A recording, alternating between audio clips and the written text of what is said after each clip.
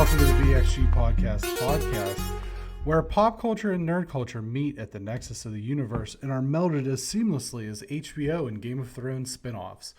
I am one of your hosts, Brenton Bestwick, alongside my co-host, some would say the nominee for the best supporting actor, Greg Filson. Greg, how are you tonight? I'm doing all right. A little less stressful of a week, so just kind of coming down from that. But other than that, just chilling. I don't have a lot to report other than I just will continue my ongoing support that Santa Barbara has the worst drivers in anywhere ever. So they're the worst. Very bad. Today was just. I was out for maybe an hour and a half today, and I could have been involved in several wrecks because people have no idea what the hell they're doing here when they're driving. They don't use their turn signals. It's probably because they're old, but whatever. That's all I got for you. I know, I understand that some people are turned off by toilet humor. So if you're one of those people, this is why I timestamp the episodes now. You just go ahead and skip ahead. Go ahead and skip ahead. As I detail what can only be referred to as some intestinal turmoil that I experienced today. Oh, no. I've never come this close to shitting myself in my adult life. My wife and I are both fully vaccinated, so we went out to lunch. I got a bacon cheeseburger from Blackout Burger here in Grove City, and then we decided to go to the mall. Blackout Burger, it's like a burger place. Anyway, I figured. Hence the name, right? Yeah. So we decided to go to the Outlet Mall afterwards because it's right next to the Outlet Mall in this little plaza. And man, it was a crisis as soon as my feet hit the pavement.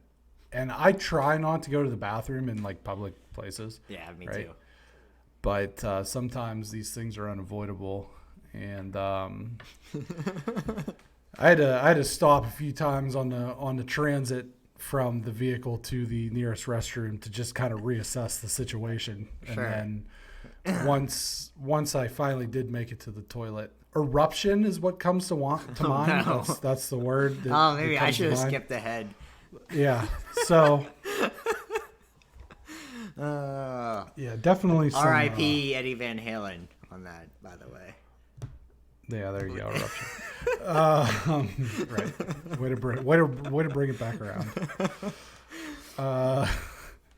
BXG podcast publishes every Friday at 7 a.m. on Podbean, Apple Podcasts, Spotify, Amazon Music, Google Podcasts, and other podcast services around the globe. Official BXG social media accounts, Facebook.com/BXG Podcast, Instagram @BXG Podcast, @GFTPhils, @Y2B, Twitter @BXG Podcast, YouTube.com/BXG Podcast. In episode 30, we had no big reviews, as we don't really have any big reviews tonight either. But we did take the time to memorialize the late, great Prince Philip, as he was known as a god amongst men on a South Pacific island. So you can check that out over there on the YouTube channel. We do have some big news coming up about our plans for the summer and some additions or changes to the YouTube channel, but we're going to be ambiguous about that for now. We're going to leave that shrouded in mystery. I like it. At this time. I do have a slew of corrections or clarifications. Guerrilla Games is located in the Netherlands. I stated it was in Denmark, but I did so with in Denmark, as I was unsure. I also said that Naughty Dog is located in Los Angeles, but is actually in Santa Monica. It's all LA. It's all LA, man. It's all good. It's all good. And I also said that Days Gone had been already ported to PC. The PC port was announced, but it is not actually released until May 18th. Finally, not our correction, but it is Sony's, and it's worth noting that they have announced that the PS3 and the Vita online stores will remain active. They will remain online. They will not close. The PSP will close, but I'm less concerned about that because most of the PSP games can be found on Vita, so that's not a big deal. No. The PSP, man. Wow. I forgot that it even existed, honestly. Right. That's one of those funny things. So many people forgot that the Vita existed that nobody bought it. So and that's why that's not a thing. Neither here nor there. One other thing that I wanted to throw in there, Horizon Zero Dawn Ultimate Edition or whatever the hell it's called is free for anybody with a active PlayStation account. It doesn't have to be a PS Plus. That's as of today. We talked about it a few weeks back that was going to be one of the games for the Play at Home initiative that they're doing. But I wanted to just remind everyone that as well as some other games are free to download at this time, if they so choose. Horizon Zero Dawn and the downloadable content pack are both included in that, free to anybody. So if you have a PlayStation and you want to check that game out, it's free for you for your enjoyment. We have a great show tonight. We've got a great 6-pack of topics. We're kind of all over the place, which is a good thing. That's usually when our best shows are. And we've got some quick hitters brought to us by Science. Nice. We like science. Yeah. Well, do we? Especially when it's in the ocean. But we'll move on to the number one topic. And this is the number one topic, just for me in general. Falcon the Winter Soldier, Episode 5, Truth.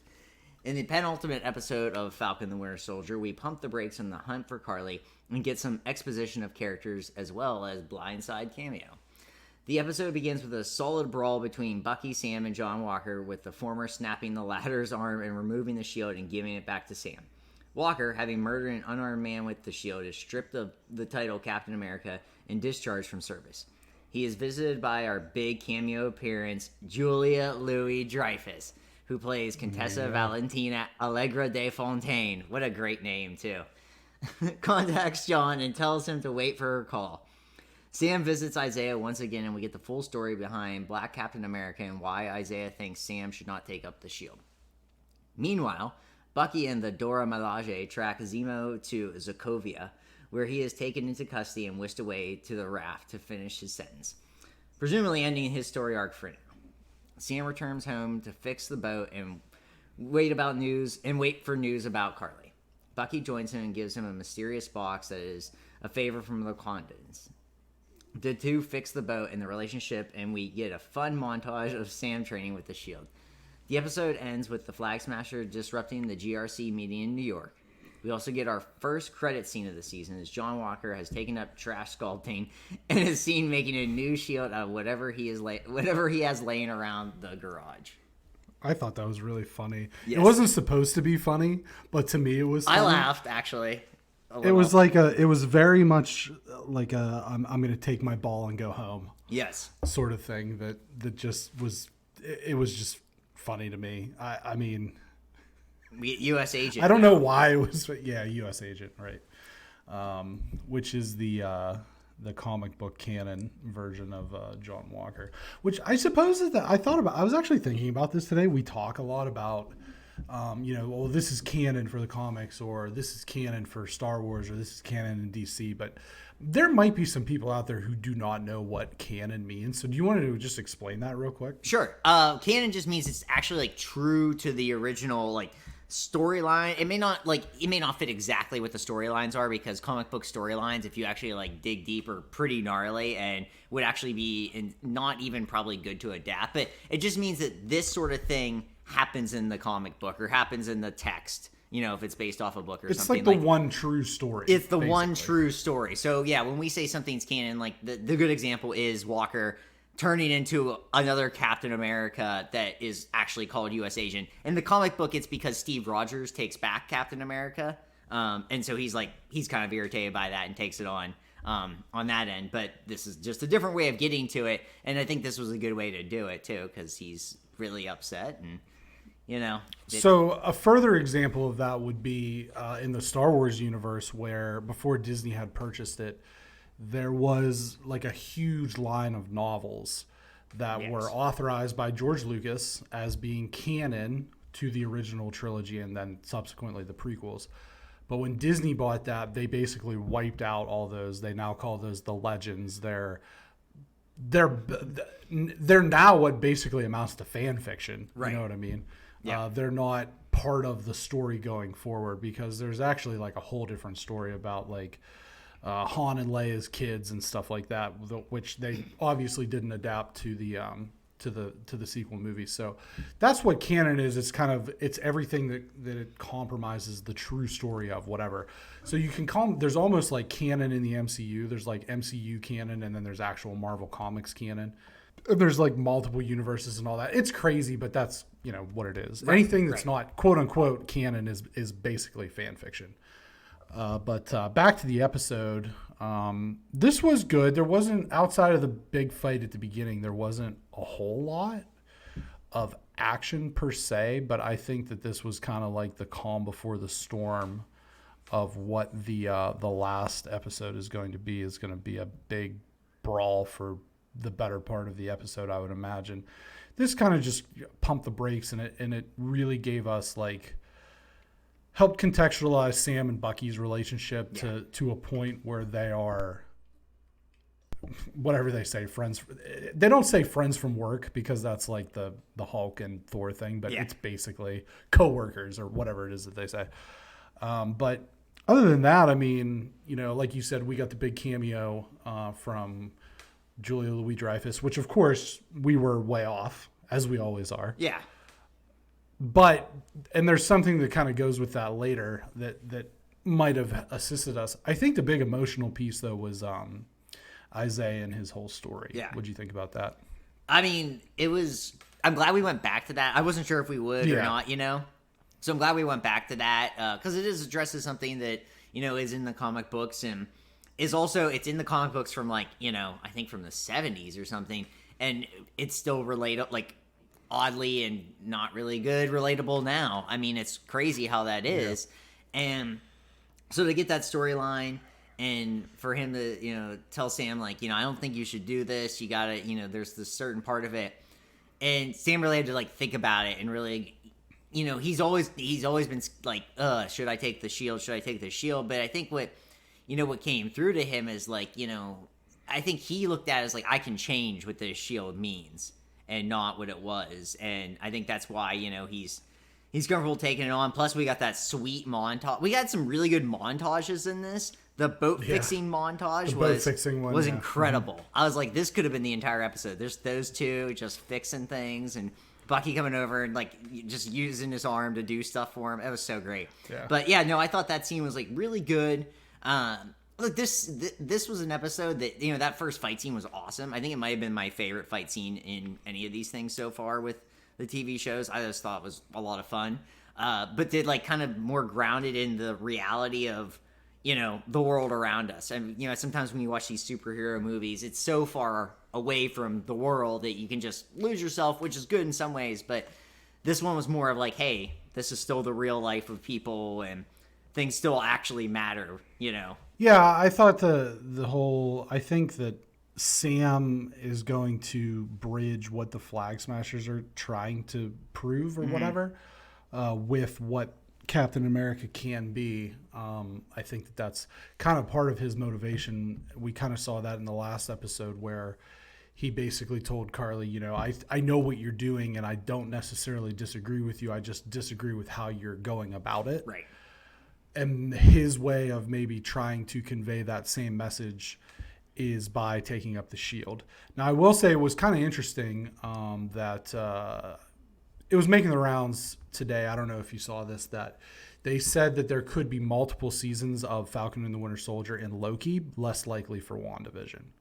So it'll be interesting to see where they go forward with these characters after the show ends. Right. Because I do think that there's more stories to tell, specifically with Sam and Bucky, as that's not necessarily going to relate to everything forward. I do kind of like that there's less, it seems like so far, I'm sure there's going to be, but there's less setup involved. Yes. And I know we talked about this with WandaVision. Is it necessary for a show to exist if it's just setting up everything else? Whereas WandaVision was so obviously setting up Doctor Strange and obviously setting up Captain Marvel and potentially setting up Spider-Man if they're doing multiverse stuff or whatever. Whereas this doesn't seem like it's setting anything up. I think that there's tethers to other things. There's tethers to Black Panther. There's tethers to, possibly down the road with whatever they're going to do with Sam and Bucky. But there's no obvious setups towards what the next thing is. I think the big thing that kind of helps with this and not having the setup and making it just is that there's no aliens. There's none of the stuff that you're right. There's no magic. This is just right. It's Wakanda is awesome. They help you out. Yeah. But there's they're here. They're on Earth. They exist here. There's nothing out. So that's like the most mystical thing is Wakanda, but it's on Earth. So I think that's kind of like the nice gap where like I think there might be a thing where they just don't want everything to be in space. Right. And this is the way to do it. These guys, one guy actually has no superpower. The other guy just has, a serum. He has the Captain America serum and then the arm. And that's, right. So this is the most realistic of where we're going with these now at this point. Do you think, first of all, I want to address that one of the undercover lines that I thought was completely hilarious was when Sam asked him why he doesn't use the arm first, and Bucky says, "I don't know. I'm right-handed. I don't think about it." I love that. I just thought that was really cheeky and that. Like that's the type of quick-witted humor that I like from this stuff. Yeah. Not necessarily some of the forced humor that we saw kind of in the earlier episodes. They really did that early. They stopped with that real quick. Like it's been really nice now. I thought that they handled the humor a lot better in this episode. I also saw I thought it fit better because they're like, buddies working on their boat. You know what I mean? It just made a little bit more sense than we're in a warehouse, we're sneaking up on these people, we're gonna kick some ass, let's crack a few jokes. Like I didn't work for me. Bucky liking Sam's sister was funny too. Yeah, that was funny. Don't you talk to my sister. It was so good. Yeah. So I saw a hilarious meme of the kids playing with the shield and him smiling at them while he's like waking up on the couch, and the subtitle on it's like, I'm gonna be their dad in a few days. So I thought that was pretty funny. That's good. Do you think that because Sam left, it's like, what's in the box? We know what's in the box, right? It's his Captain America suit. Yeah. And it's gonna be vibranium because the Wakandans made it, so it's gonna be awesome, basically. Yeah. It's probably going to have some tech because realistically, Black Panther's just a guy too. It's just he's got a really awesome suit, right? That's like vibranium and it's got tech. So I would imagine that there's going to be some of that in whatever Sam's Captain America suit is. I'm pretty sure I could say with 95% confidence that it's going to be Captain America suit. Do you think that this kind of leads us into Black Panther 2? In a sense, maybe a little bit. Like a little. I definitely think. Well, that's what I mean. It's like there's like the tether. It's just not as strong as the WandaVision stuff was. Sam left the wings behind to Torres, and Torres in the comics does become the Falcon when Sam becomes Captain America. So do you think that we see Torres as the Falcon in the last episode? I think it comes in late. It might even be a thing where like they're needing something else. They're on the ropes. Yeah, and then he comes flying out of nowhere. Pun intended, and does some stuff. Yeah, help out. Yeah, I think that's. I love it. I mean, it's so cool. I know we say this almost every week, but I love when you play to everyone, where you play to the comic book nerds and you play people that don't really know anything. They care. You care once you kind of get involved, but like it doesn't matter if you know that he is actually Falcon, but it's going to be cool when he shows up and you're like, oh man, that guy. Whoa. Yeah. I mean, aside from him showing up as Falcon, do you think that we get any wild cameos? I was thinking about. I don't think we do. I think we get just like we get everybody fighting it out in this one. Yeah, and we get U.S. Agent coming. That form of him, and I think we're just gonna have an all-out brawl. It's gonna be like WrestleMania. And that's fine. It's just like the reality, and you have to suspend disbelief a little bit with these things, sure. But like the reality side of me is like they're attacking in New York, right? They're at this GRC thing in New York. Like, is Doctor Strange just asleep at the switch? I mean, he's in New York. You know what I mean? And it says, or Spider-Man. Like Spider-Man's just not like Spider-Man. everybody knows Spider-Man's in in New York. I mean, granted, he's in Queens, but Unless it's this is only what a far away. happens. We're saying this now, and maybe that's. Well, maybe that's why he's in Europe Oh yeah, during Far From Home. Far From Home. Maybe Doctor Strange is just in Miami on vacation or something. He's in the multiverse of madness. That's where he's at. I don't know. I mean, they for the most part they make sure they cover all their bases with this sort of thing. It's just always like Captain America's fighting someone in Washington D.C. He's taking down these helicarriers. Iron Man's just sipping lattes somewhere. I mean, they're supposed to be homies. It's just one of those things, but for the most part, they tend to cover themselves pretty well. But I think it's going to be one just giant. I think it's just going to be you get in 5 minutes. Yeah. There's some talky time, and then it's just going to be 40 minutes of action. Which I'm down and for. That's This episode went more than an hour, I think, too. This fifth one. I think it was like 57 minutes. So and like 7 minutes of credits. So we should get a pretty long one. Good. That's what she said. Yeah. With the last one, and I think it's just going to be straight action, which I'm down for. Yeah, same. I'm all for it. Same. All for it. Moving on to number 2. Speaking of action. Also, speaking of action, the challenge, Double Agents Finals Part 1. If you've been following our ongoing challenge discussion, you know that we believe that CT is built for finals and Fessy is a lot of bark and no bite. And boy, did this episode prove us right for once. Fessy chose to leave Amber B in favor of Casey, which partnered Amber with CT, who is now tied with Johnny Bananas for the most challenge finals appearances with 9 apiece. Amber's primary asset is running in straight lines long distances, which pairs well with CT's ability to do everything else well. The first portion is a 3-mile run, followed by a recreating of the first daily challenge where competitors must memorize a color sequence and plug wires into a circuit box in the correct order. CT and Amber both win their heat, which provides them with a head start to the next area. Competitors must run, retrieve a key, run to the next checkpoint, and eat a bunch of gross shit. CT and Amber make it first, and CT begins eating all the nasty stuff like he's a fat kid at a buffet. Meanwhile, during the run, Casey blows her knee apart, and Fessy sits over her, lamenting that he is likely done rather than support his partner. Casey eventually gets up and drags her leg, Tim Duncan style, to the next checkpoint and begins to eat. Meanwhile, Fessy, who assumes he has no chance, even if Casey can continue to win with a hobbled partner, chooses not to eat anything. CT and Amber win the second checkpoint and choose to give a bonus plate to another team, and we end the episode with them debating on who to give it to. Greg, the floor is yours. I loved it so much. It was just like, it was exactly, I mean, we know that Fessy doesn't know what... Again, this is what karma is. Yeah, exactly. We know he doesn't know what it is, but here it was, baby. I was so about this when, you hate to see her knee go out. I'm like, that's bad. That sucks. And all that, aside, like, and that affects him. And CT it was so great too, because we've been saying this, how like CT, he's built to win these things. And the look in his eyes now that he's in this is crazy. Like it's freaking shark eyes ready to just go after this.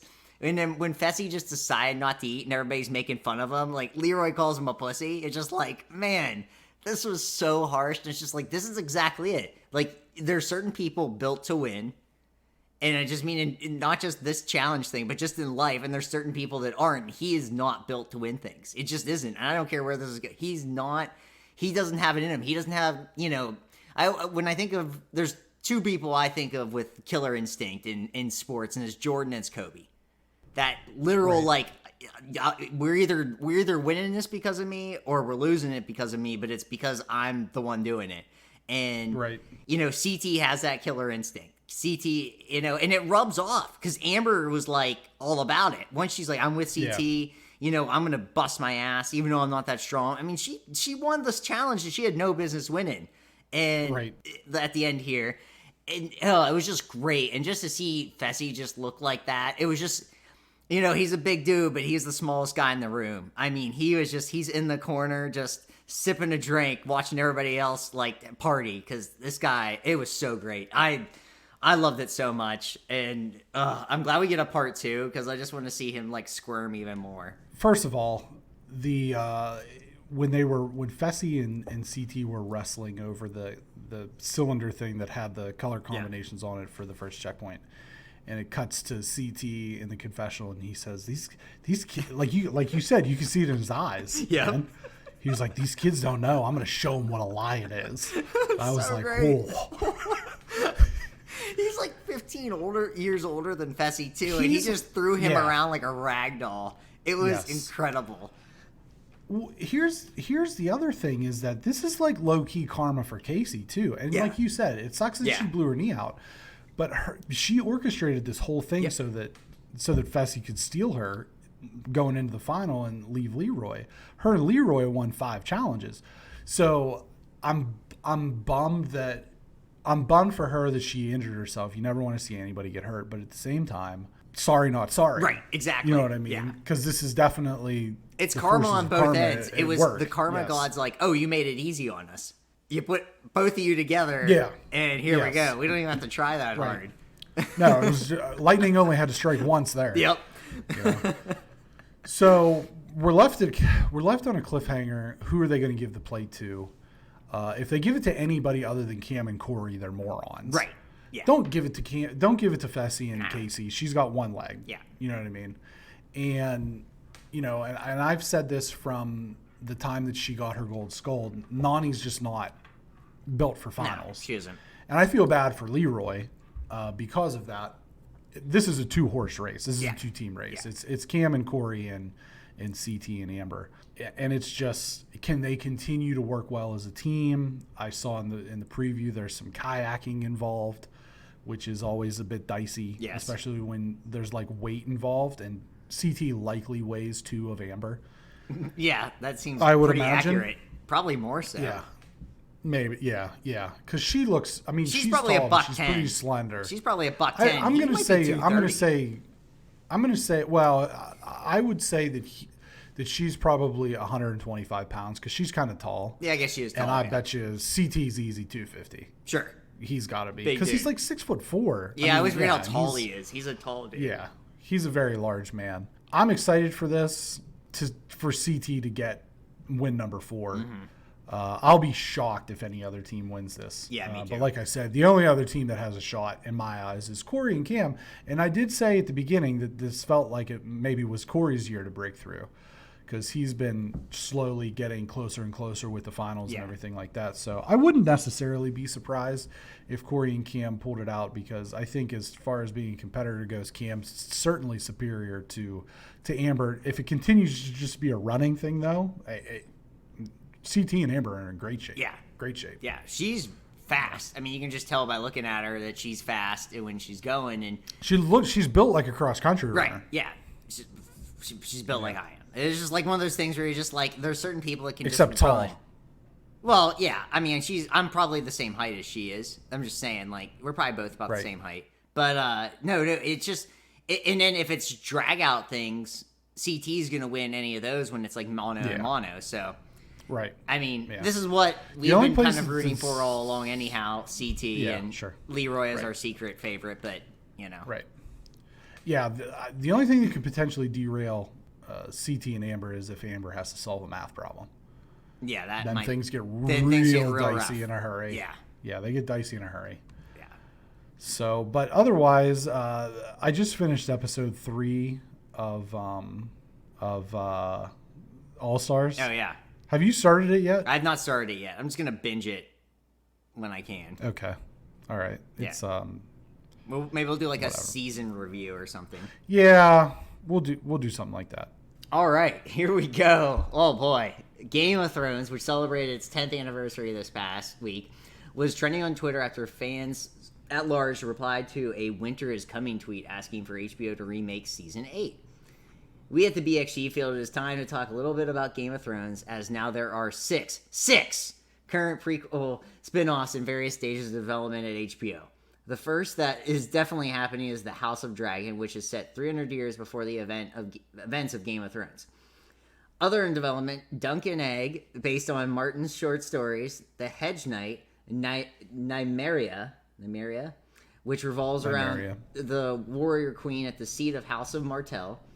Others with sparse details are The Sea Snake, Flea Bottom, which I assume is about Flea from the Red Hot Chili Peppers, and an animated drama series set in the Game of Thrones universe.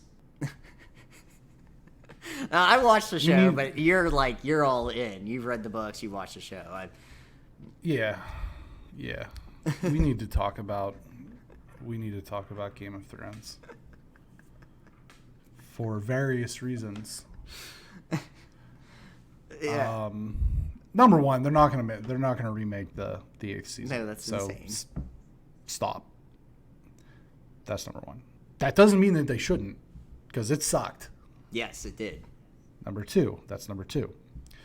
Number three is 6. Yeah. Spin-off series. I feel like I say it every week, and I'm gonna say it again in another couple topics. Make something new. Please. Make something new. Or at least let him finish the fucking novel. Finish the book, George R.R. Martin. Finish the book. Ugh. The problem I have with this is that, does anybody care anymore? I'm going to be honest with you. And this is why I feel like we need to talk about Game of Thrones. I was so ready for it to be over by the time the 8th season rolled around. And there was like that year-long gap that there wasn't a season, if you recall. And then the 8th season was truncated down into like 6 episodes or something like that. 5, 6, something like that. Yeah. And by the time the last season debuted, I was like, I don't even care who dies. I don't care who wins. I don't care who dies. I don't care who turns into a wife. I just want it to be over. I'm so done. It's like The Walking Dead now. The Walking Dead's on its like 900th season. Insane. Like somebody needs to be like Elsa and just let it go. Right. You know what I mean? It's just like, I don't like 6 prequels. Who the hell needs 6? Who wants this? Nobody. I don't know. This was a great idea in like season 5 when everything was like hype still. Right.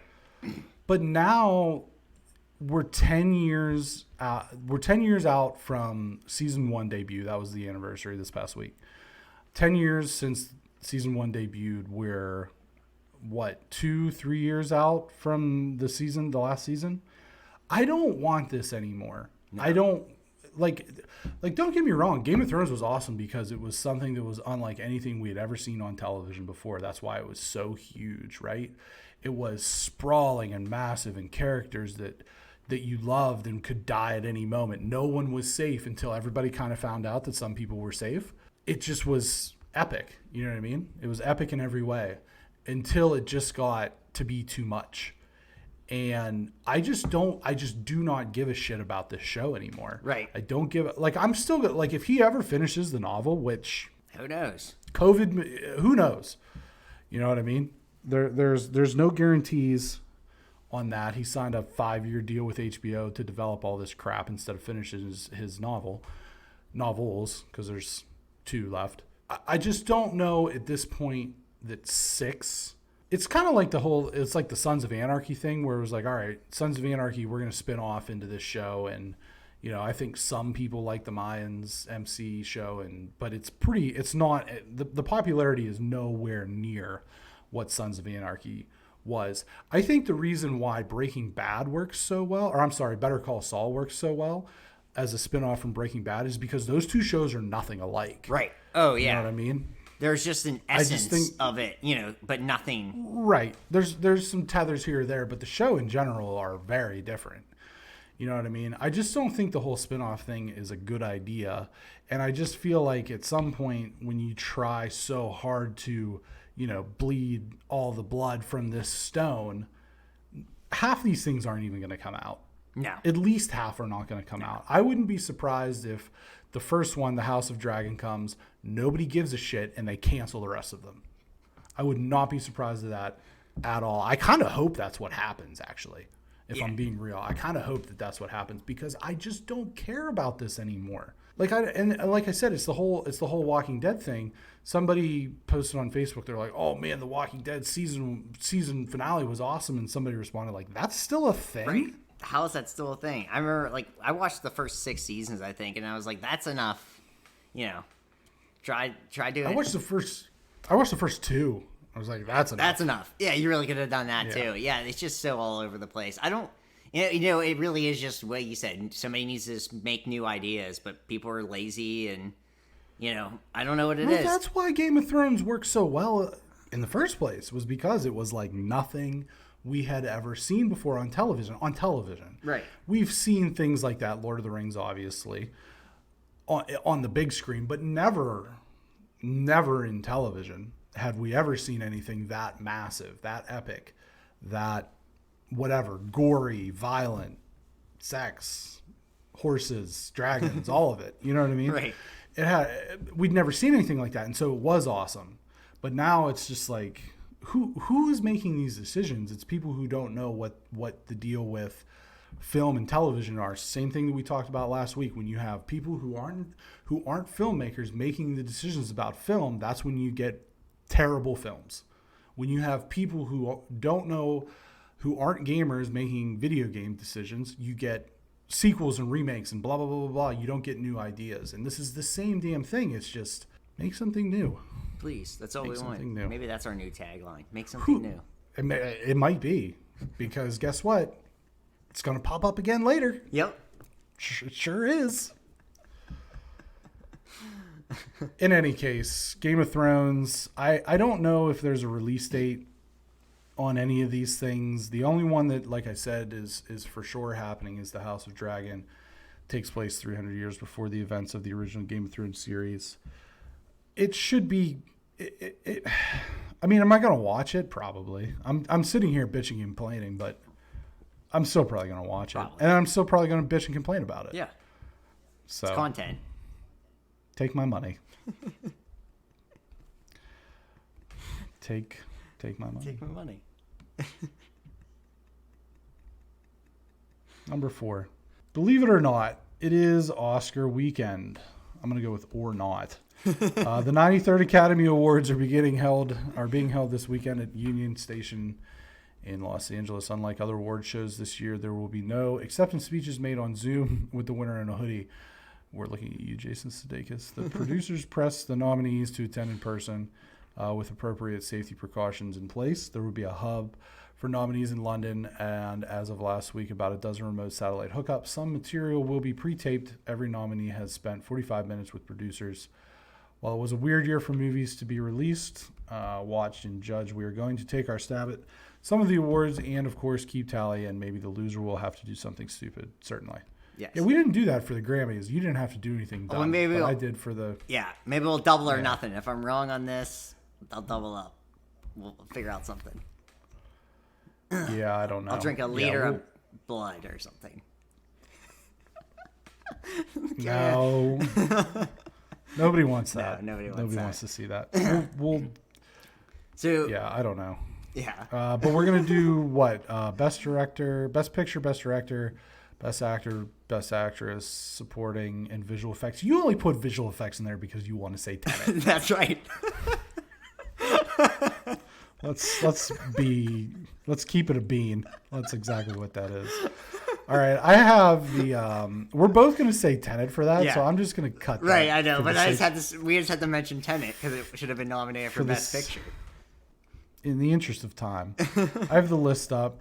So we'll start with Best Actress in a Supporting Role and work our way backwards. Okay.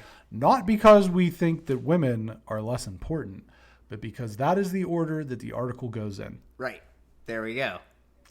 Best Actor in a Supporting Role, Maria Bakalova, Borat, Glenn Close, Hillbilly Elegy, Olivia Colman, The Father, Amanda Seyfried, Mank, Yoon Jung-yun, Minari. Okay. So, who do you think Best Actress in a Supporting Role?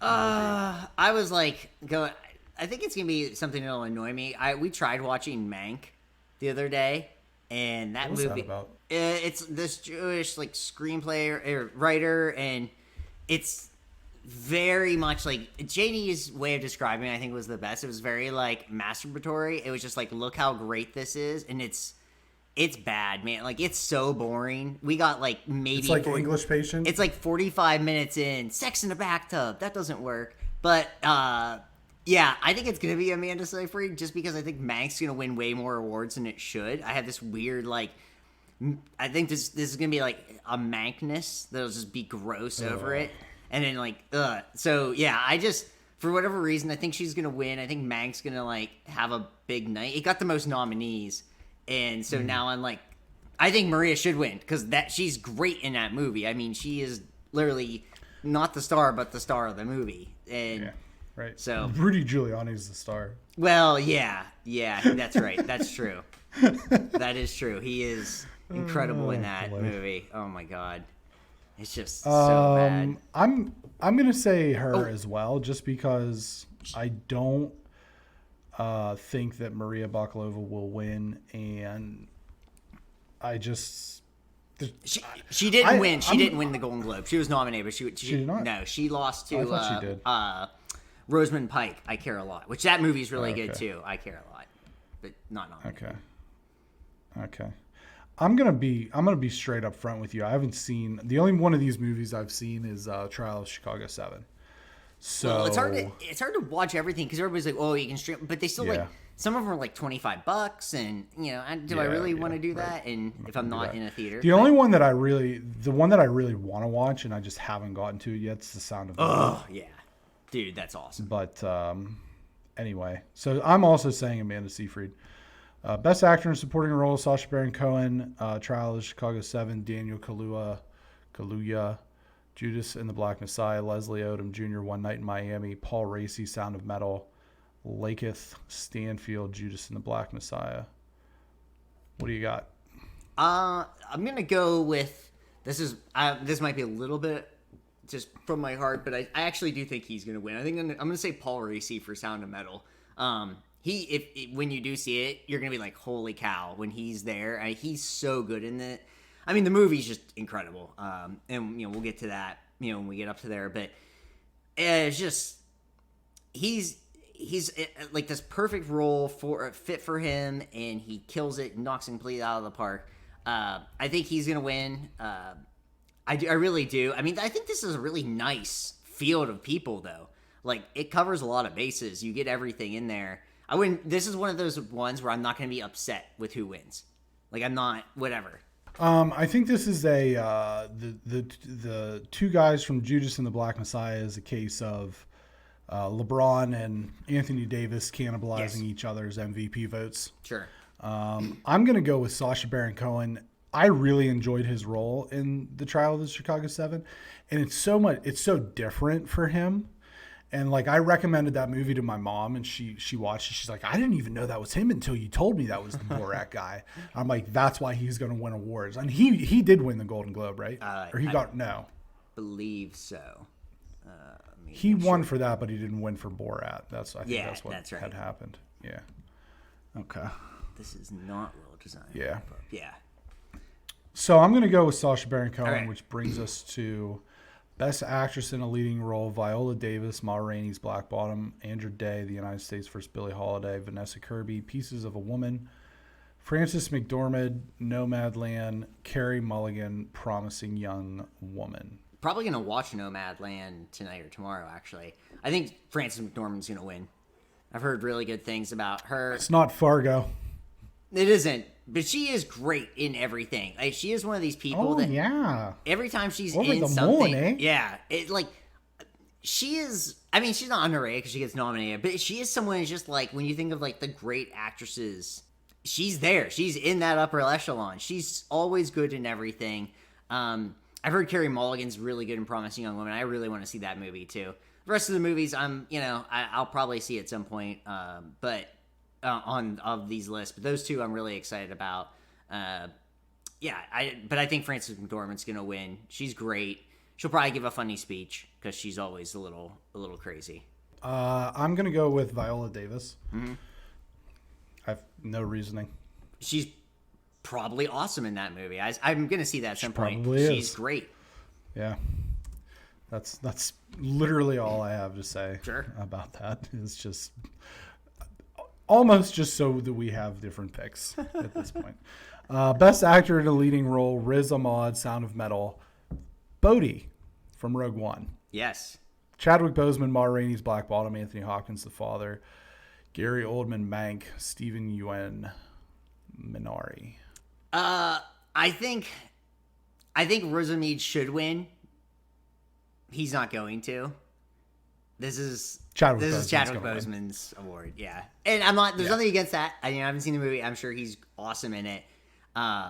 Riz Ahmed in Sound of Metal. When you do see it, you're gonna be blown away. I mean, it's a metal drummer who loses his hearing. I've said this before when we talked about it. It's such a great performance. But Chadwick Boseman's gonna win, and I have nothing against that. Of course, it's just here's what I can say about. And I haven't seen any of these movies. Here's what I know. For whatever reason, the Academy loves music movies. Sure. Right? But do you know what they love more? Giving awards to actors posthumously that are fucking awesome. They do. Yes. So, chalk it up. I will say, if by some just terrible chance that Gary Oldman wins for Mank, you'll hear me scream, Brenton. You'll hear my scream. The only thing is that I love Gary Oldman. You know what I mean? I used to like Gary Oldman, but he keeps putting his foot in his mouth so often that I'm getting a little there's a new thing with him today in a Playboy article defending Mel Gibson's honor. And whatever you think about Mel Gibson as an actor, whatever, but Mel Gibson's actions he was defending, and I'm like, oh yeah. I'm like, oof. You just played a Jewish writer, dude. Come on. So that's tough for me. He's a tough pill to swallow for me, Gary Oldman. Judge the art, not the artist. Best director, Thomas Vinterberg. That's fun to say. It is. Another round, David Fincher, Mank, Lee Isaac Chung, Minari, Chloe Zhao, Nomadland, Emerald Fennell, which is also fun to say. Promising young woman. I think David Fincher's going to win, and I'm going to be mad because I don't like this movie. I like David Fincher. I like him a lot as a director, but I just cannot stand this movie. And there's a lot of movies I watch where I don't like and I'll still finish it. This movie, I'll never finish. I have nothing. It's so boring. But he's going to win. Sounds like a very promising young woman. I don't know. What are you picking? I'm gonna say that also. Okay. Just because again, I have no context for any of these films aside from Trial of Chicago 7. But from everything that you're saying, it sounds like this completely terrible movie is going to win a lot of things because that's how it goes sometimes. Yeah. You know what I mean? Yep. That's just how it is sometimes. So this is kind of what we said about when we talk about the Grammys or something, but I'm going to go the opposite. I honestly think most of the time that they get the nominees wrong and the winners wrong for the Academy Awards. I don't think they have any idea what's good. It's so weird to me. Invisible Man did not get nominated for anything, and that movie was my actual favorite movie of the year that isn't on this list. Right. I love that movie. It's just one of those things that with the Grammys, at least there's categories where it's best pop thing, best rap thing, best rock thing, best alternative, best whatever. And everything's kind of represented, Somebody like Dua Lipa or Lady Gaga, who was the most popular thing that year, will win. Mm-hmm. But the most popular thing never wins in the Oscars. Right. Because if that was the case, it would be a Marvel movie every year. You know what I mean? It would be Avengers Endgame would have won an Academy Award. And it was the best picture that year, though. That's kind of the thing that annoys me, though, is those movies are still good. I've argued that James Bond movies should be nominated for Best Picture, the Daniel Craig ones, and at the very least, the Falcon winner, Captain America: Winter Soldier should have been nominated for Best Picture. That's as good as a spy movie as anything, and it drives me nuts. And this is why I brought this up as a topic. I don't understand how you can say that. Well, the Avengers movie should not be. I'm gonna Scorsese this. The Avengers movie should not be nominated because they're theme park attractions. They're not cinema, and yet Avatar won 11 Oscars. Right. Explain how those movies are any different. Explain to me how Avatar, which was Lord of the Rings. CG. Lord of the Rings, entirely man. CG. Right. Lord of the Rings is like not any different than Right. the Avengers, realistically. Lord of the Rings, Return of the King won the most Oscars in a year. 11. It's insane to me. I will fight for things like that till I die. And this is a good lead-in now that we get to the actual final award. Best Picture. The Father, Judas and the Black Messiah, Mank, Minari, Nomadland, Promising Young Woman, Sound of Metal, Trial of the Chicago 7.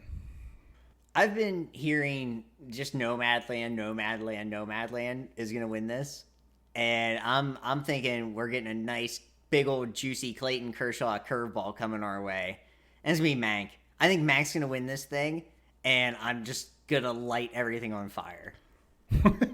This just reminds me of The Shape of Water, which I just hate with such vitriol, and I couldn't believe it got nominated for anything, and it just feels like that. It's just it's odd, and people have heard our show. I don't hate things that often. I try to make the most of things. You really hated Godzilla. I did hate that, but for the most part, Yeah. I try to find the best in things, and there's something about it. There's something sneaky lying in me. There's a little snake in the grass here. This Mank thing that's just so bad and just so irritating to me that it's probably gonna win just to make me angry. Luckily, I'll be at work, so I won't know until I check my phone after I'm over. But Yeah.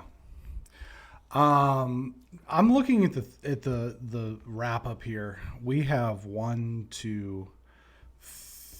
we only have 2 different picks. So I'm going to make this pick different just because that gives us the opportunity to have a tiebreaker, basically. And I'm going to pick Judas and the Black Messiah. nice. And I've heard really good things about this. I think I'd like to check it out.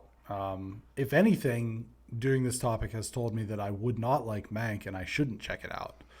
So I have the movies from this list that I want to watch are definitely Judas and the Black Messiah, Sound of Metal.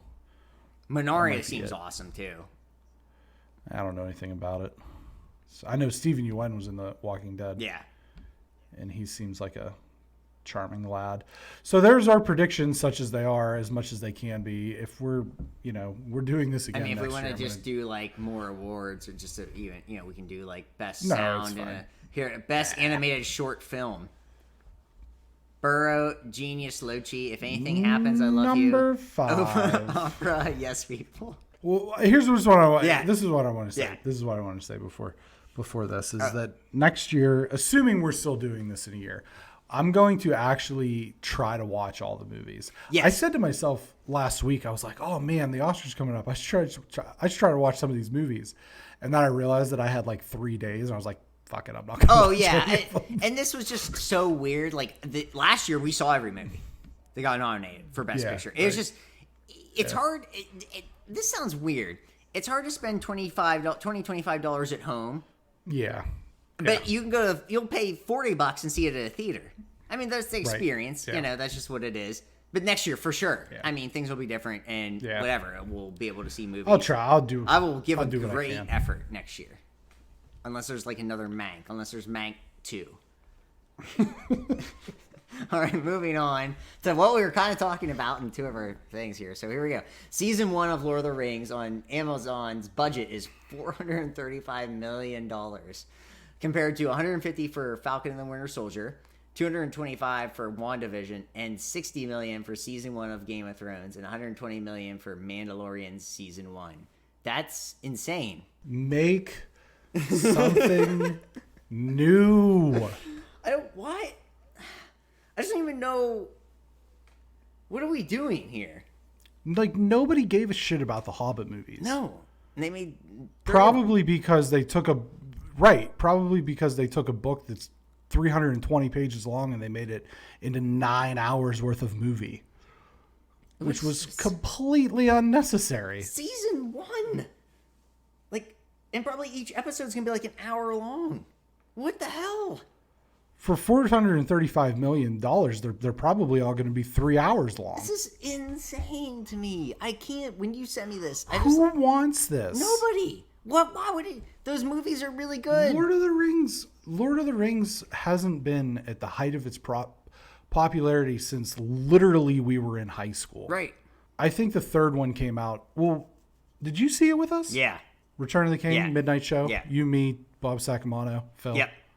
I think we went to Newcastle. We went to or Newcastle Dublin or to see it because it was the only place doing it. Yeah, it was the only place that had it. Yeah. It was weird. We were in college, but that's still knocking on 20 years ago. Yeah. I just don't think that this is like... I don't think that anybody wants this for $435 million. No. That's the price that Netflix paid for Knives Out 2 and 3. For what it's right. worth. That's more the money than Batman versus Superman's budget or Justice League. Yeah, right. Nobody cares about this anymore. Move on. The money could be spent somewhere else. Yeah. On new content. Pay someone to write something new. It's just give it to us. I'm flummoxed. Yeah, it's bad. It's just bad. Just I don't understand how like it's Amazon and they've got like screw you money anyway, so they can do whatever, I guess. Yeah. Like they lose money on shit all the time. They'll just do things just to see if it works. You know what I mean? Amazon literally just started as like a place to buy used books, and now has a monopoly on everything. Online shopping, damn near. So like $435 million for Amazon is basically a drop in the bucket. So I guess it's not that big of a deal. This isn't like if like some indie studio put that money on the line and was like, oh, I hope we make it, guys. It's not, right. It's not going to be like that. It is a drop in the bucket, but it's still insane. It's crazy to me to think that like the first season of Game of Thrones, which is arguably the best season, like no joke, at least in my opinion, 60 million. And this is 7 times that. I mean, you just think about how insane WandaVision looks. Think about that too. Right. WandaVision is crazy. How is it almost twice as much? I mean, right. 200. What are you doing? I don't understand. I don't know. It'll probably be so overproduced too. It won't even like look good. It'll be something like that too, where it'll just look bad. I don't know, man. I just don't know who has like the stomach to watch more Lord of the Rings stuff. Although I guess, I guess I don't have any room to talk considering that like the thing that I love most was popular at the height of its popularity was literally before I was even born in Star Wars. Sure. I'm sure there's some, Tolkien nerds out there who are like, oh my God, this is going to be the best thing ever. But I got news for you. As they said in Clerks, there's only one return, my friend, and it's of the Jedi. Number 6, movie news wrap up. Number A. Shang-Chi trailer number 1. Did you check this out? Yeah. Woo! Dude, I had no level of excitement for this movie until I saw this trailer, and now I'm 10 out of 10 ready Amazing. to go. Oh my, yeah, like when I saw it, I was like, yeah, I'll watch it, obviously, for the pod. And it's just like, no enthusiasm. And then at the end, clapped. I was like, give me it. Yeah. Give me it right now. It looks so awesome. Holy smokes. Well, like, I'm like a big, like, kung fu nerd. Me too. From back in the day. I don't remember if... This is saying a lot, but I don't remember if Crouching Tiger, Hidden Dragon was on my top 10 movies. I think it was. Of the action movies, I'm pretty sure it was. So. If it wasn't, it was close. It was close to making the cut.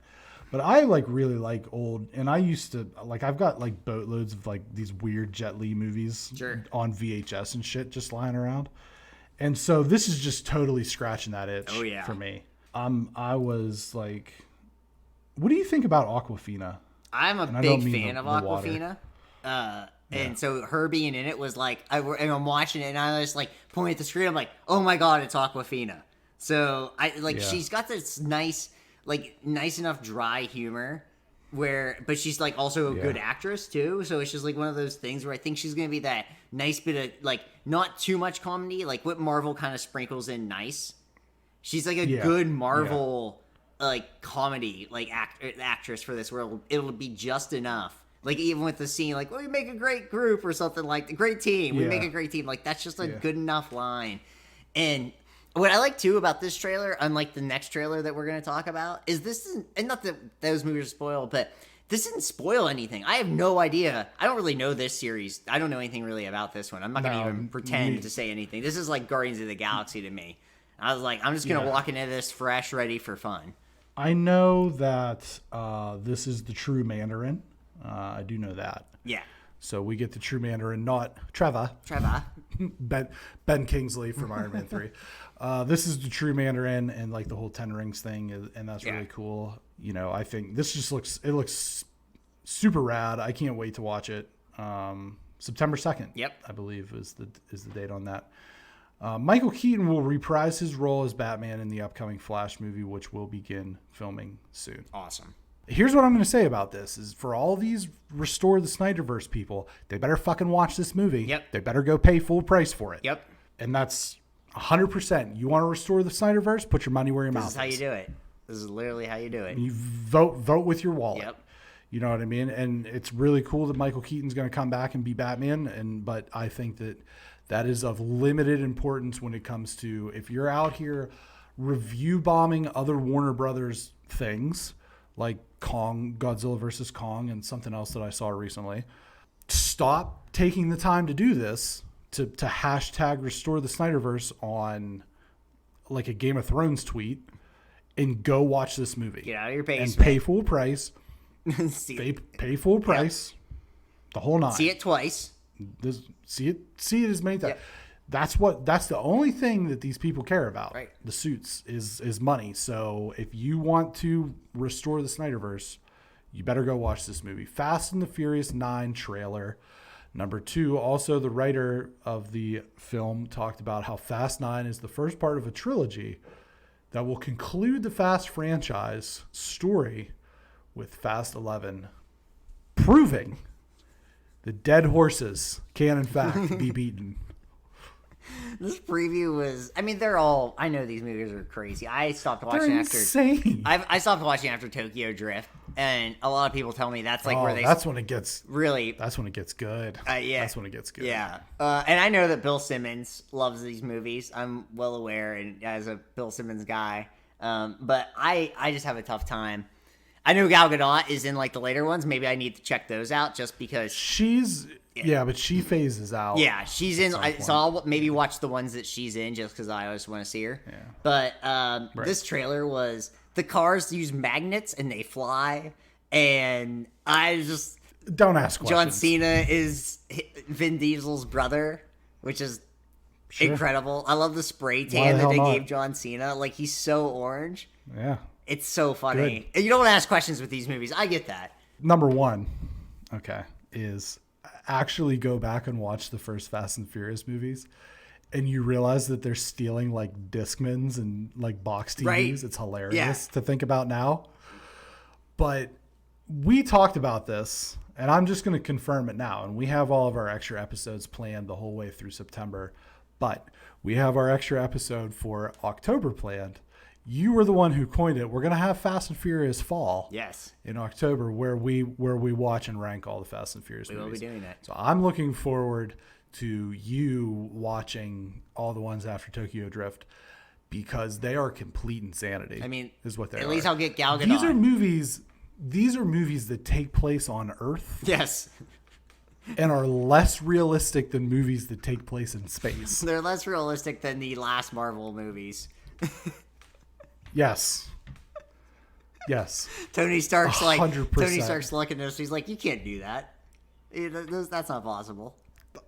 Let me just put my suit that flies around and can go into space. Right. But you can't do that with a car. Yes, 100%. Mads Mikkelsen and Phoebe Waller-Bridge joined the cast of Indiana Jones 5. Both are Lucas Disney veterans, with Waller-Bridge starring as K2, Lando's droid in Solo, and Mikkelsen starring as Galen Erso in Rogue One. I like them both. I'm glad they're going to be in this. I like them both too, and it is a shame that they will be wasting their time on this film. And this is from a man who loves Indiana Jones. Right. It's just, what are we doing here? Well, make new content. Make new things.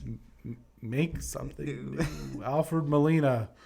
Alfred Molina spoils Spider-Man No Way Home by confirming that not only did he return as Dr. Otto Octavius, but he is the same character as Spider-Man 2 from the Raimi movies, and his story arc picks up exactly where it ended in Spider-Man 2. Hey, do you think Tom Holland put on a Alfred Molina suit just to get this out? Yes. Okay.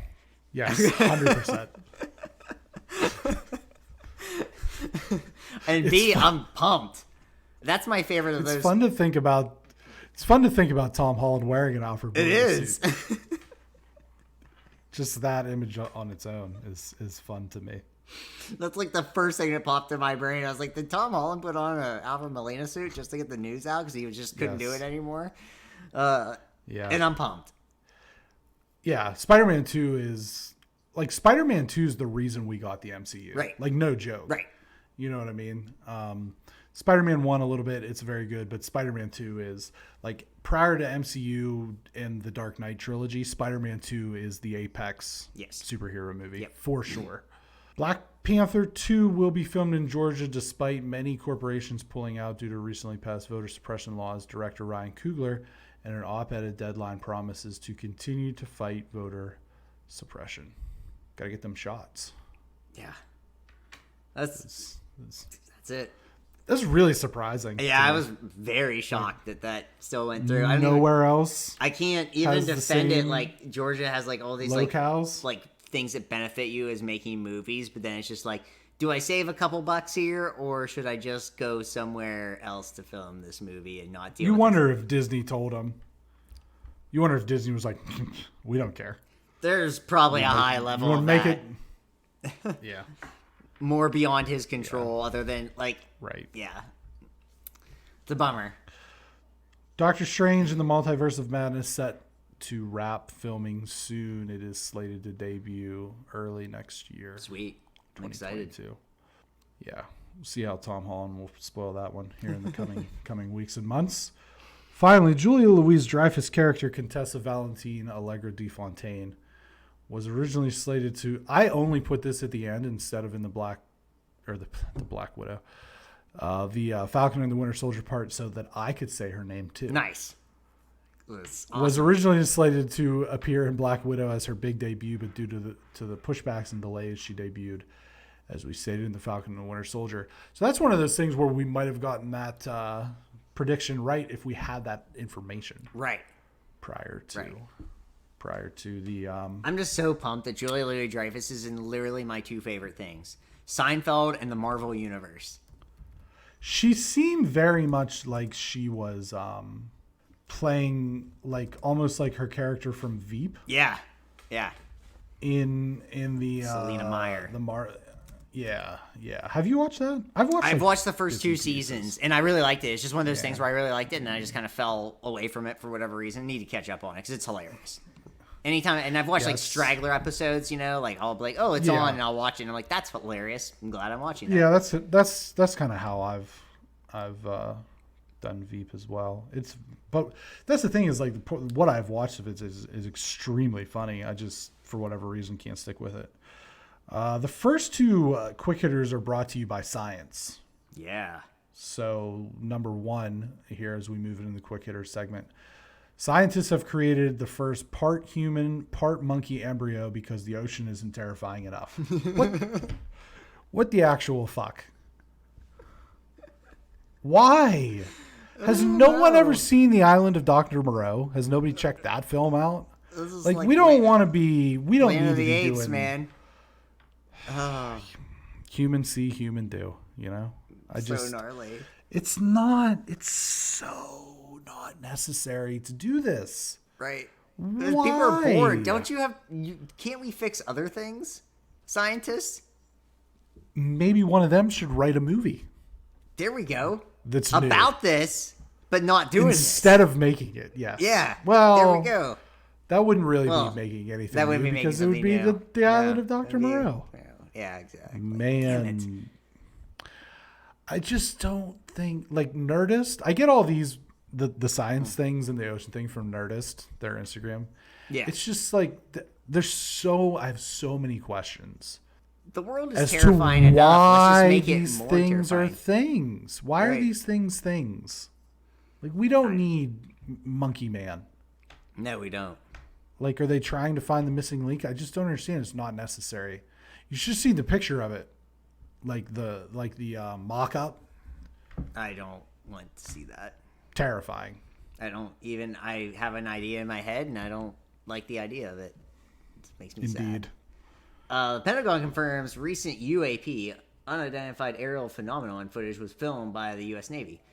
Search IGN Pentagon confirms UAP footage for full article. I'm gonna look at this real quick. Have you watched the Netflix documentary? I think I mentioned it to you at one point. Bob Lazar in Area 51. I haven't watched it yet. No. Oh, you have to watch that. I know. You have to watch it. That needs to be your next watch. Okay.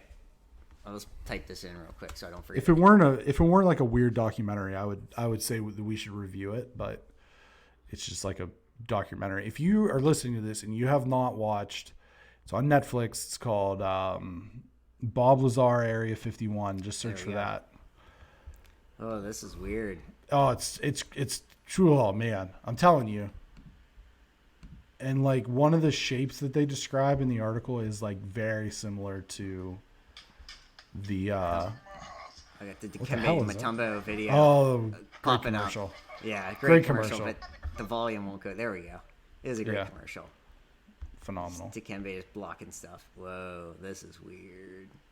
It's freaking gnarly, man. Yep. But that's the thing is like one of the shapes that they say that this unidentified aerial phenomenon took was like it's like real close to the shape that Bob Lazar describes working on. Whoa. It's just the director of that documentary is a guy by the name of Jeremy Corbell. If you follow him on Instagram, he's got all kinds of wild and Rogan had all these guys on too. And Rogan had on a retired Navy I don't know if it was an admiral or a commodore or a high-ranking naval officer. And he like spilled the beans. He was like, yeah, we saw, well, this was part of the whole thing with the last stimulus package that Trump signed. And we talked about this at the time. That said that if they had any information that was classified on unidentified aerial phenomenons, that they had to disclose it within 90 days. Right. So this is it. Like, this is that whole thing. That's so gnarly. Ooh, Science. I'm down. Science, man. Science. It's all scary. Emilia Clarke joins the cast of Secret Invasion for the upcoming Samuel Jackson-led Disney Plus series, and I could not be less thrilled. Yeah, you're not a big Emilia Clarke fan. I'm not. Every time I saw her do like a skincare thing today, and I thought of you. I was just like, Emilia Clarke. Brighton can't stand this commercial. It's not like I don't have anything against her personally. There's just certain people out there that just sure. You know what I mean? Yeah, I get it. You're just like you see him, you're like, nope, doesn't work for me. Yep, and one of them's Emilia Clarke, and the other one is the Delonte West girl. Sure, there you go. So, but I don't. It's getting to the point, like, whenever I saw Julia Louis-Dreyfus pop up in Falcon and the Winter Soldier, I said to myself, I was like, I feel as though it's easier to say actors who have not been in a Marvel movie at this point. Sure. Or a Marvel property. You know what I mean? Yeah. Like, especially if you pull in, like, the extended Marvel stuff, like the Fox X-Men and the Raimi Spider-Man movies. Oh, yeah. Like, everybody's been something. And we're gonna get Christian Bale soon. Yeah. Yep. Yeah. There you go. Sure are. We sure are. And now apparently we're gonna get Emilia Clarke. So yay! Media recommendations. So a pump up. I've said dessert person before, but I made Janie her birthday cake. A little belated birthday for Janie here. Sunday. I made it Saturday night. Maybe I'll send it to you and put it up for the pod. I made a coconut cake, 6 layers. It was a 4 out of 5 on hardness, on difficulty, and I nailed it. Difficulty. Yeah, I don't know why I said hardness. That's what she said. Anyhow, no, so that was fun, and it only took me 4.5 hours, and that's for waiting for things to cool and stuff like that. So, not that bad for me. I'm really getting in on this bacon desserts thing. Just the whole. I find it's my way to de-stress, even though one of my jobs is literally making food. But still. And then I've watched Bradley Owens. He still works at Bon Appetit, actually. And I've been going back and looking at his archive for It's Alive. A lot of like fermentation, but he's just a funny guy. Even if you don't care at all about this, he's a big dude. He kind of reminds me like you and like the size, big guy, bearded. He's got a different sense of humor than you, but just like that size wise. And then Molly Baz, who used to work at Bon Appetit, now works like on her own. She has a new cookbook. There's a lot of cooking this week for me. Also, I took over the cookbooks department at the store. So that's another reason why I'm all in. Her book is called Cook This Book. And the main reason I want to bring this up is that she's like a sneakerhead. And she also loves Caesar salads. And she likes to call them a C-sal. And she actually had CAE on one shoe, SAL on the other shoe put on. So I'm a big fan of that. And then the movie pick. This is sneaky. Janie found this out where it was like those underrated movies, and this is called Long Gone. It was originally on HBO in 1987. It's like a minor league baseball story, and it stars the guy that was in the original CSI. But you can watch it on YouTube now. It's not on HBO Max actually, but it's good, dude. Yeah, I mean it's like a real baseball movie. And they look like athletes. They actually move around. They run pretty decently. I mean, I guess I got to get his name real quick because now I had it and then I accidentally closed the page. He actually decided to quit or not do the movie Platoon. William Peterson. Yeah, he decided not to do the movie Platoon because he so badly just wanted to do a baseball movie because he loved baseball that much. So. Yeah, it's a great movie. We have a late inclusion on a write-in. Nice. On a write-in listener, John Kish has submitted that Darrell is calling out Jake Paul on Twitter and wants to be his next fight. Darrell from the Challenge wants to fight Jake Paul in the boxing ring. Thoughts? I saw the fight. Well, I didn't see the fight. I watched the fight, but whatever. The Paul brothers are good at boxing when they fight people that aren't not good at boxing. Not good at boxing. They're like 5'7". Darrell, I don't know what Darrell's height is, but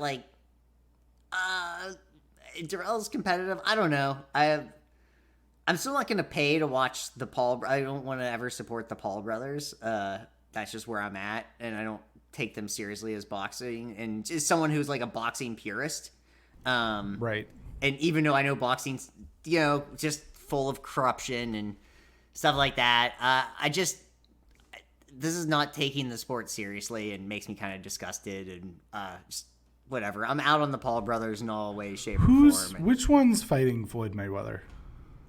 The other one, Logan, I think. Okay. I get they look the same. Are they act twins? The same. I think they're twins, yeah. Right. Here's what I want, and I know this isn't Floyd's style, but I want him to knock him out in the first round. I want him to knock him out in the first 30 seconds. He should. He won't, because that's not Floyd's style. No, he doesn't like to hit people. No. I mean, the thing is, what actually he might knocked be more McGregor fun, out in 7, I think. Yeah, what might be more fun is if he it wasn't the ref saw the fight. Yeah. What might be more fun is if he just doesn't get hit for 7 rounds. Like, not a single punch landed. It'd just be if there's one thing, I'm not a big Floyd Mayweather fan because I don't like that style of boxing. That's not boxing. That's avoiding. It's boring. That's avoiding. That's not boxing. It's boring. Right. And but he's the best ever at it. Right. And that's not even, to me, it's not even close. Let's get one of these clowns. Let's let him bulk up and get in the ring with Tyson. I know Mike's seriously over 50. Yeah. But he might kill one of them. Yeah, and we would be better off. Better off for it. Yep. Indeed. Thanks, Sean. Indeed. No punches pulled on that one. Media recommendations for me is I finished the Aftermath trilogy. The third one, Empire's End. I've spoke pretty lovingly about this trilogy of books. It sets up to a certain extent. It sets up the sequel trilogy. So this is canon, as we discussed kind of at the top. These novels are canon to the Disney post-purchase, whatever, They're very good. I think if anybody is a big Star Wars fan and they like reading Star Wars novels, they should certainly check these out. I think that the second one's the best of them, which makes sense. I mean, The Empire Strikes Back is the best, so the second one is certainly, in my opinion, the best. But I think they're all really solid. And it comes tomorrow. I'm going to start a book that you recommended for me called 2034. So I'm going to check that out. Is that right? Is it 2034, yeah. Yeah, 2034. Yeah. That's the year, U.S. military kind of book. So. Yeah. I wanted, part of me was like, man, I wouldn't mind checking out some Jack Ryan books. But then I realized that there's 17 of them. And there's actually 25. Okay, I thought, all right. But the first one is The Hunt for Red October, and it was literally published the year I was born. So I feel like it might be a little bit dated. You know what I mean? One of my coworkers who's actually about a decade younger than I am loves that series.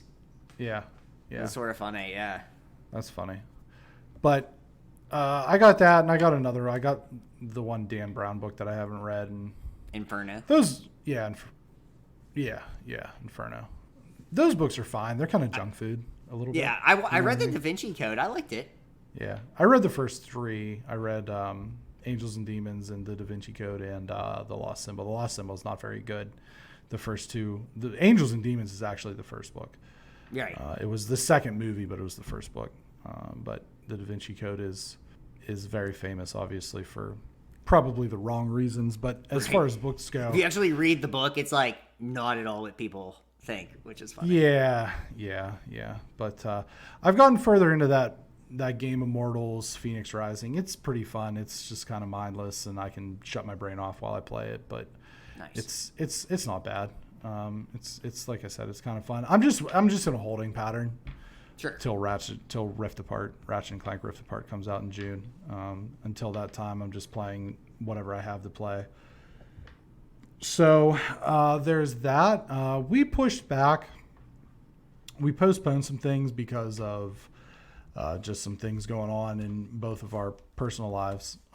As far as we're not going to be on tournament style now until probably May. And we're going to postpone the top 10 animated movies episode until next week. We're going to record that. So we just kind of pushed everything back a little bit to deal with some things and that sort of, life happens sort of deal. And, I wanted to do tonight's episode, but the rest of them are kind of, they're malleable. But, we are looking forward to doing those. I'm excited for the animated thing. I really got to start watching Harry Potter because May is going to be the Harry Potter episode. Oh right, we're gonna rank. Got to do that again. Yeah, we're gonna rank the 8 Harry Potter movies. So I got to get on watching those here as it's mid-April. The easy thing is I already know my one and last one are, but first and last, but I don't know my middle. Yeah. So we'll see how that goes, and we're gonna have a very special guest on for that episode. It's gonna be fun. Yeah. And then we're probably gonna have next week is going to be a big week because it's gonna be Falcon and the Winter Soldier season finale, the challenge season finale, the movie review for Mortal Kombat, which looks absolutely insane. Oh, I'm so stoked. And some other things that we get a hold of, and then I think the week after that we're gonna have a guest on from a Marvel-centered podcast. To just kind of chop it up. And then May 4th, which is, of course, Star Wars Day, will be starts the Bad Batch. Yes. So that'll be in 2 weeks. And the first episode of the Bad Batch Star Wars animated series that's going to be on Disney Plus comes out May 4th. It's 70 minutes long. So give yourself some time to watch it. But I'd like to do it that day. Are you going to have time? Yeah. I'll be able to do it that day. It's actually doing a weekend. Actually giving myself a weekend. I might be having weekends again now. So. Oh. Yeah. Well, it comes out that day. It comes out the day we record. So I'll be able to. That way, I can push back something that I would normally do as an airing. I can just push it back to Wednesday and watch that. Okay. That'll be good. That won't be a problem. I always watch the challenge on Tuesday. Okay. It's like I'm in fired up. Yeah, so we weren't sure what was going to be in the place of the challenge, but I think we agreed on the Bad Batch because it's going to be 14 episodes long, so I think it'll fit in that slot. into that slot. And then we also have something else awesome coming up for the summer, but I don't think we're ready to talk about it. No. We're Just going to leave that. Leave it there. Shrouded in mystery. BXG Podcast publishes every Friday at 7 a.m. Eastern Standard Time, 4 a.m. Pacific, 2 a.m. Hawaiian. Aloha. On podcast services around the globe.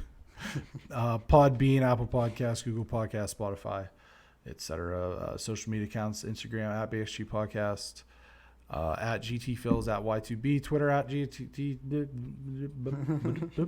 at Twitter at BXG Podcast, Facebook.com/BXG Podcast, YouTube.com/BXG Podcast, which will be the home this week of the Game of Thrones discussion. And some other things in the future that I'm pretty excited about as we kind of get into those things. But there's something else. I haven't talked about the email in a while. You can email us at bxgpodcast@gmail.com if you have like listener inquiries or whatever. So, that sort of thing. Here's my stance is, if you listen to this, you probably know somebody who likes Marvel. You know somebody who likes, depending on the thing that you're in for, you know what I mean? Right. You know other people who like Marvel. You know somebody else who watches The Challenge and likes that whole thing.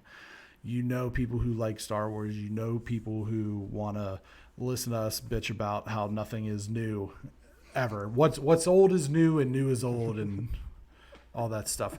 Please recommend to people, like, hey, check out these guys. You know what I mean?